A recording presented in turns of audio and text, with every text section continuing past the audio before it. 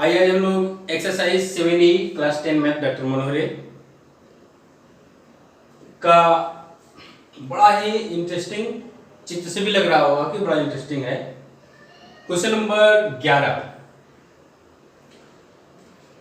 Question है, आपके school में खेल कूद क्रियाकलाप आयोजित करने के लिए एक आयताकार मैदान ABCD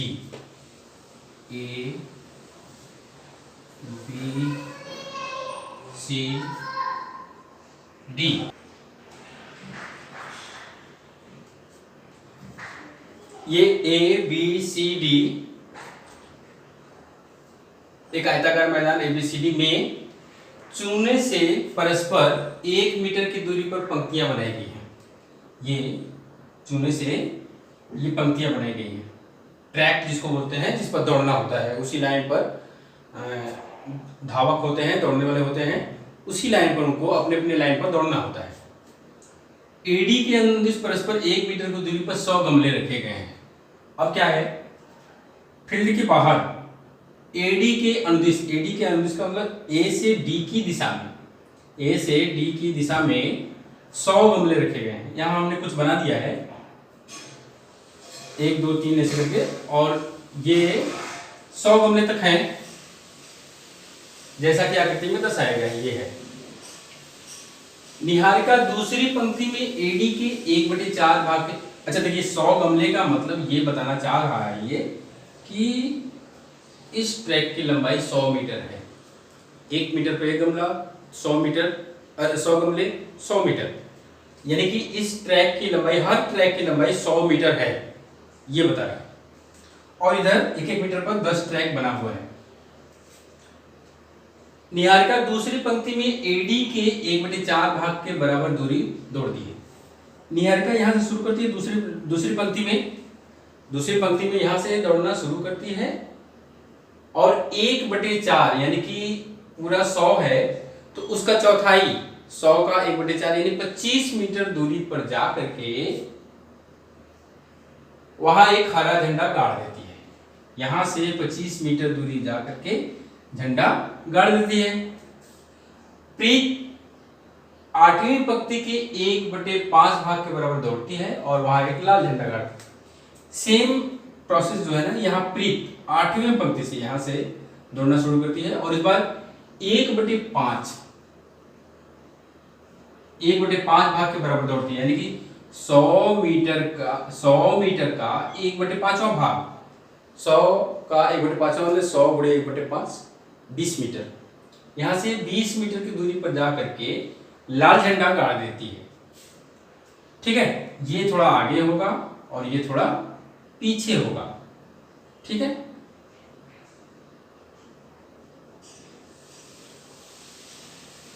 ये ऐसे। ठीक है,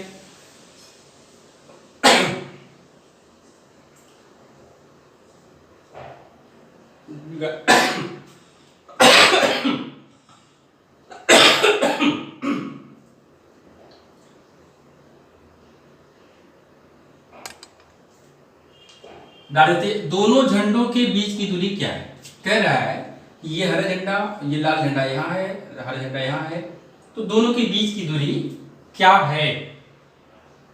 देखिए, ये चूंकि हम लोग निर्देशांक ज्यामिति में एक्सरसाइज देख रहे हैं, तो इन दोनों झंडों के बीच की दूरी ज्ञात करने के लिए इन दोनों झंडों के बिंदुओं का निर्देशांक जहां पर गाड़ा जा रहा है उसका निर्देशांक ज्ञात होना चाहिए।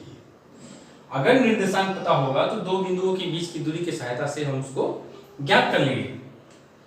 देखिए, ये दूरी 25 है, यहां से यहां तक दूरी कितनी है?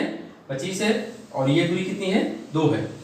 इसका मतलब क्या हो जाएगा? ये 2 और 25 इसका निर्देशांक हो जाएगा।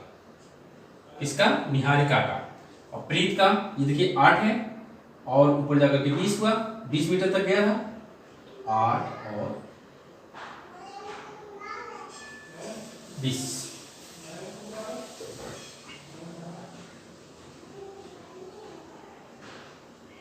ठीक है, ये हो गया। दोनों बिंदुओं का निर्देशांक पता हो गया, तो दो बिंदुओं के बीच की दूरी से हम इसका दूरी पता कर लेंगे।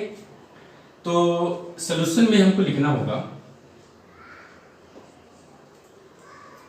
निहारिका द्वारा तय की गई दूरी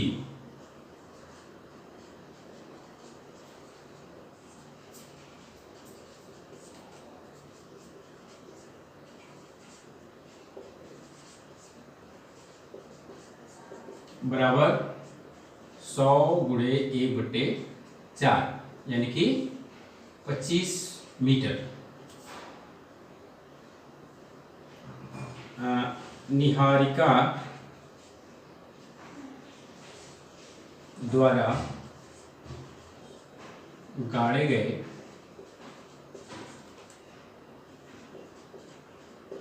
झंडे का निर्देशांक बराबर कितना हो जाएगा? देखिए पहले ये एक्स अक्ष का मान है और ये वाई अक्ष का। पहले एक्स अक्ष का मान लिखते हैं तो 2 लिख दिए, वाई अक्ष पर 25 मीटर, ये 25 लिख दिए। तो ये हो गया प्रीत द्वारा तय की गई दूरी।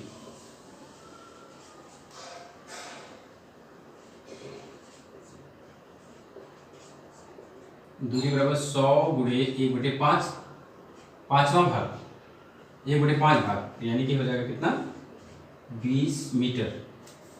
अब प्रीत द्वारा गाड़े गए झंडे का निर्देशांक, प्रीत द्वारा गाड़े गए झंडे का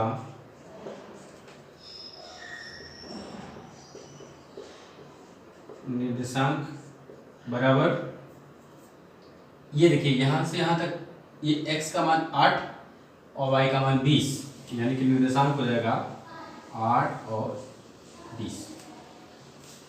ये मान लेते हैं बिंदु A है, ये मान लेते हैं बिंदु B है। ये A हो गया और ये B हो गया।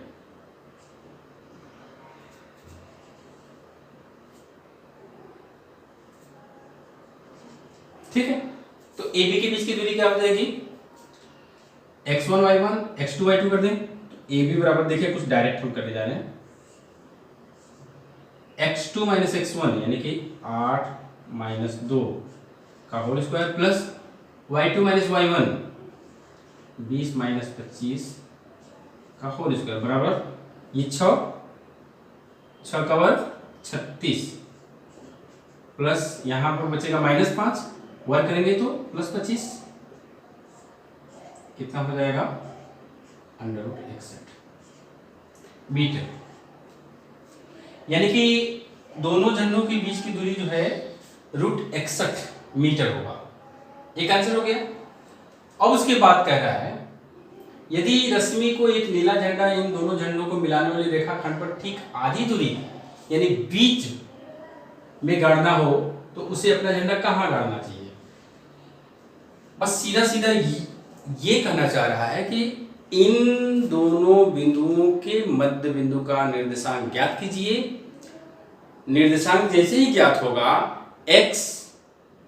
x जो है वो बताएगा कि कौन सी पंक्ति में है और y जो होगा वो बताएगा कि उस पंक्ति में कितनी दूरी पर वो गाड़ेगी। ठीक है, तो हमको क्या करना होगा? AB के मध्य बिंदु का निर्देशांक A यानी कि 225, B यानी कि 820 के मध्य बिंदु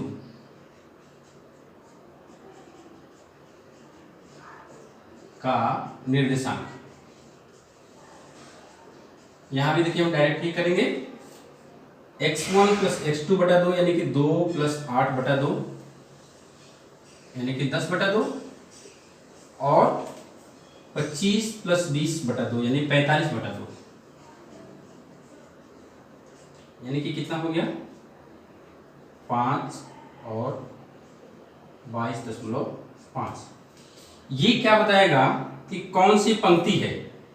तो 5वीं पंक्ति कितनी दूरी पर? 22.5 मीटर की दूरी पर रश्मि झंडा गाड़ेगी। यहाँ पे क्या लिखेंगे? अतः रश्मि पांचवी पंक्ति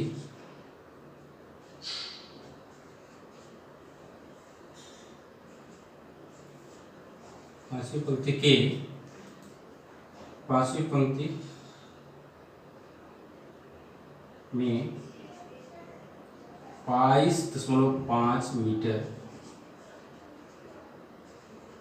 की दूरी पर झंडा गाड़ेगी। बस ये आंसर हो जाएगा।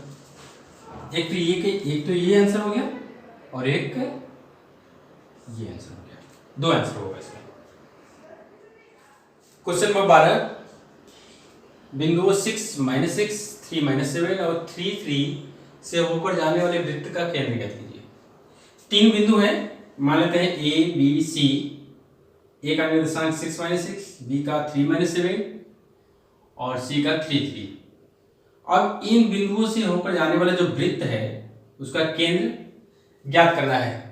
तो इसमें हम मान लिए कि केंद्र O है, तो O से A, B और C को मिला दिए। अब मिला दिए तो OA बराबर OB बराबर OC होगा। क्यों होगा? क्योंकि ये सभी वृत्त की त्रिज्याएं होंगी। ठीक है, तो वृत्त की त्रिज्याएं होंगी तो ये लंबाई बराबर ये लंबाई, ये लंबाई बराबर ये लंबाई, या ये लंबाई बराबर ये लंबाई। तो केंद्र का निर्देशांक नहीं पता है, वृत्त का केंद्र नहीं पता है, तो मान लेते हैं ये x और y है। अब हमको करना क्या होगा कि OA निकाल लें, OB निकाल लें, OC निकाल लें और दो को बराबर दिखा करके दो समीकरण बना लें। चूंकि x y दो अज्ञात राशियां हैं, तो जब दो समीकरण बन जाएगा तो दोनों को हल करेंगे तो x और y का मान निकल जाएगा। जब x y का मान निकल जाएगा तो वही केंद्र का निर्देशांक हो जाएगा। तो चलिए यहां लिखेंगे, माना वृत्त का केंद्र O x y है, ऐसे कर दीजिए। O जिसका निर्देशांक x y है, यहां आप लिखेंगे OA बराबर OB बराबर OC। यहां आप लिख देंगे वृत्त की त्रिज्याएं हैं। ठीक, अब हम दो बिंदुओं के बीच की दूरी का प्रयोग करेंगे। उसकी सहायता से OA निकाल लें, OB निकाल लें, OC निकाल लें, तीनों निकाल लें, फिर उसके बाद देखा जाता है। OA के लिए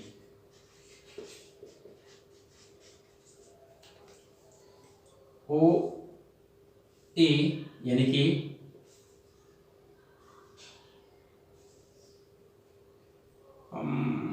चलिए अच्छा, x1 बराबर x, y1 बराबर y एंड x2 बराबर 6, y2 बराबर -6। तो OA निकाल लें। OA का मतलब x2 - x1 यानी 6 - x का whole square plus y2 - y1 यानी कि -6 और -y।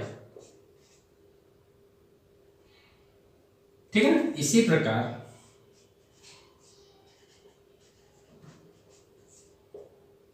OB बराबर OB यानी x - 3 का होल स्क्वायर प्लस y - 3 का होल स्क्वायर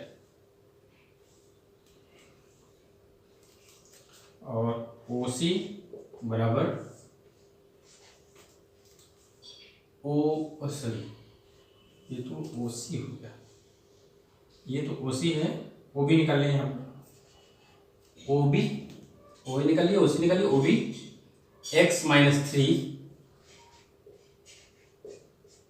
का होल स्क्वायर प्लस y + 7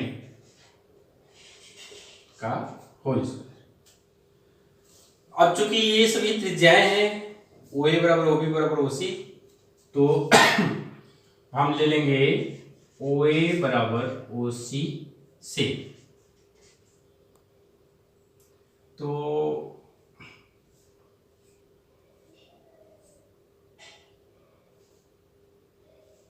ऐसे करें, ओ ए बराबर O C, this implies O A square बराबर ओ सी स्क्वायर। ऐसा हम इसलिए कर रहे हैं ना कि ये रूट हट जाए। तो ओ ए मतलब हो जाएगा 6 माइनस एक्स का होल स्क्वायर प्लस, सॉरी, हाँ, प्लस -6 माइनस वाई का होल स्क्वायर बराबर बराबर क्या, ओसी स्क्वायर, ये x माइनस 3 का whole square plus y minus 3 का होल स्क्वायर। इसको हल कर दें। हल करेंगे तो क्या मिलेगा, 36 plus X square minus plus 36 plus Y square plus 12y बराबर x square plus 9 minus 6x, यहाँ पर हो जाएगा Y square plus 9 minus 6y। देखिए ये एक्स स्क्वायर वाई स्क्वायर से कट गया, ठीक है। तो यहाँ पर हमको बचा क्या, 12y माइनस 12x प्लस 36 गुना 72 और माइनस इधर 6x प्लस 6y माइनस 18 बराबर 0।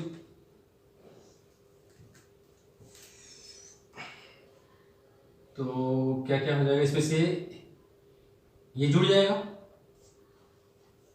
18y, ये घट जाएगा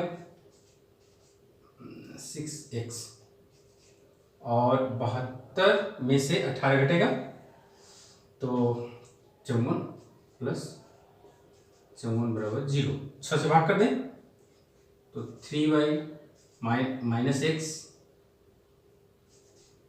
और प्लस 9 बराबर 0, या 3y माइनस एक्स बराबर -9, समीकरण नंबर 1।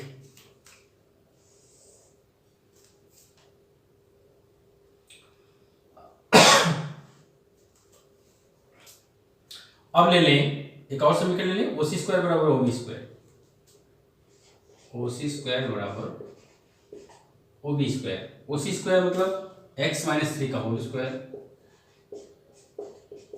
प्लस y माइनस 3 का होल स्क्वायर बराबर x माइनस 3 का होल स्क्वायर और प्लस y प्लस 7 हो जाएगा यहाँ पर, है ना, y प्लस 7, ये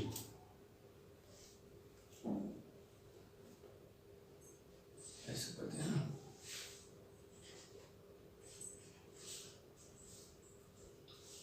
6 माइनस 6 ऐसे, तो ये जगह मिल जाएगा। तो यहाँ हो गया X square plus 9 minus 6x plus Y square plus 9 minus 6y बराबर x square plus 9 minus 6x। अच्छा ये ऐसा कर देना, छोड़ दीजिए, ये तो पूरा बराबर है तो कट जाएगा।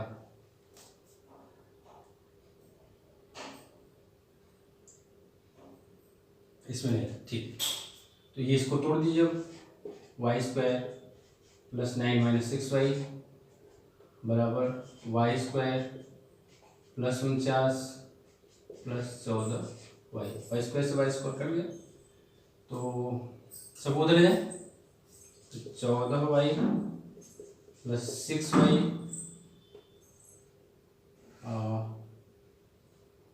प्लस 49 माइनस 9 बराबर 0। तो यहाँ हो गया 20y प्लस, तो y बराबर हो गया -2, y बराबर -2 हो गया। और y का मान समीकरण नंबर 1 में रख देगा।